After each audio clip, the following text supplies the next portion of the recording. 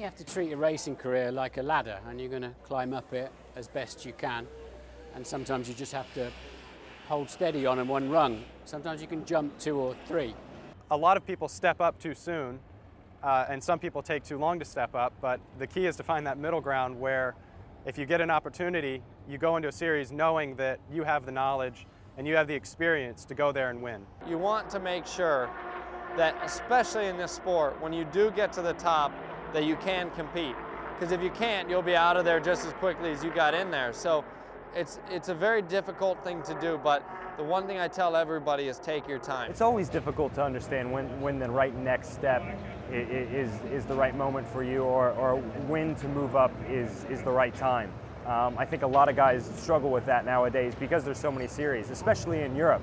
It seems like there's much more of a very thought out ladder system in America nowadays, which is great for young karters, because when you have a set system, then you understand the processes and the steps that you need to take. But certainly, you know, most people run with a 2-step or a two-year philosophy that 1 year's used for learning, and then the next year is used for capitalizing on the learning year. You know, sometimes you're able to do things in 1 year and move up, and that's great if you're able to do that and bypass the second year. But I think you need to be able to take the advice and the outside opinions, certainly from all the people around you that see what's going on from their perspective, and be able to gather that all and take all the information in before you move up to the next level. I think the whole movement of getting through the stepping series as quick as possible isn't the best way to go. There's so much to learn at each level. For me, doing Star Mazda in 2009 and then coming back to do it in 2010 was one of the best career decisions I've made, just because, I mean, I learned so much in 2009 that in 2010 then I was ready to win the championship. I put everything, you know, that I learned into that year, and it turned out to be a really successful year. I mean, if you look at guys like Michael Schumacher and Sebastian Vettel and Lewis Hamilton, you know, they did 2 years in F3, 2 years in GP2, 2 years in a bunch of series, just, you know, to get used to it in the first year, and then, you know, they did really well in the second year. So I think it takes a lot more time than people really want to spend in the lower series. You know, the biggest piece of advice I could give anybody on the ladder system, or as you're coming up, is take your time. Because generally most people that are coming up are very young.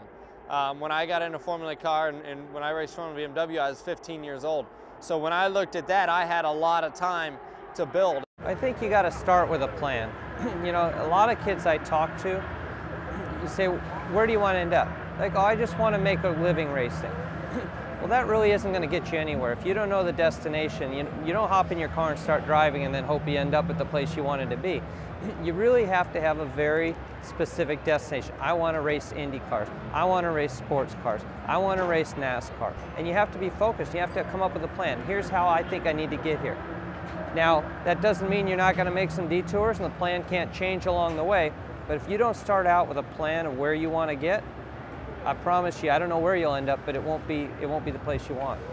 Well, a lot of times you don't have a choice. A lot of times you only have one opportunity. If you do have the opportunity to pick and choose your series, I think the Mazda ladder was a great system for me. I was very fortunate to get in it at a good time, and won the scholarship for Star Mazda to go to Atlantics. And then from Atlantics, they brought me into Rolex GT with Speed Source. For me, coming out of karting, I went straight into Skip Barber. Very cost-effective program. You get a lot of seat time.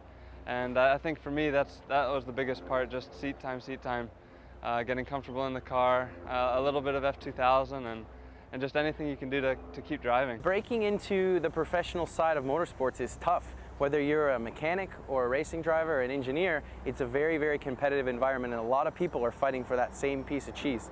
What I can say is challenge yourself. Go to where the competition is the highest. Don't be afraid to finish outside the top 10. You will learn through osmosis of being against the best. That will raise your game. It's not always about cherry picking the small events and getting the most victories. It is important to win championships and to finish what you've started, but don't be afraid to put yourself outside the box and go to a national event, even though you've only been a local racer. Something that my father and I did was try to always race against the best, but also to try and find the best equipment, the safest and best prepared equipment. If you have to take a step back in class to race in the best and the safest equipment, do that, but try to get yourself against the toughest drivers out there, and that will raise your game. You know, motorsport's very tough. You know, there's so many categories, so many different ways to approach it and how you want to achieve the most.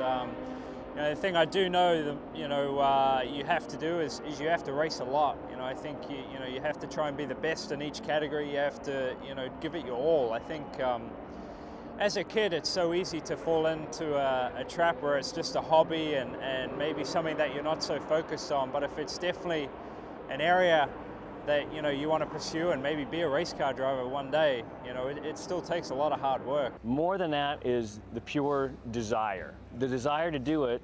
It's easy to do if you're winning. It's easy. I mean, you just keep on rolling along and things seem great. The difficult point is when things are falling apart. You're having a horrible season. You've been hurt. You really got to dig yourself out of bed each day and go and trying to find that next dollar, that next ride, that next opportunity.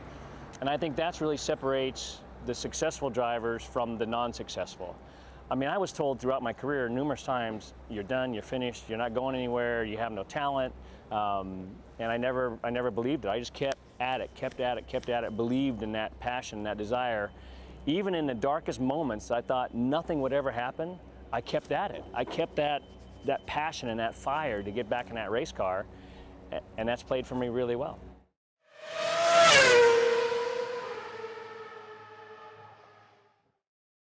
I think the key to success is to be fast, smooth, and not crash.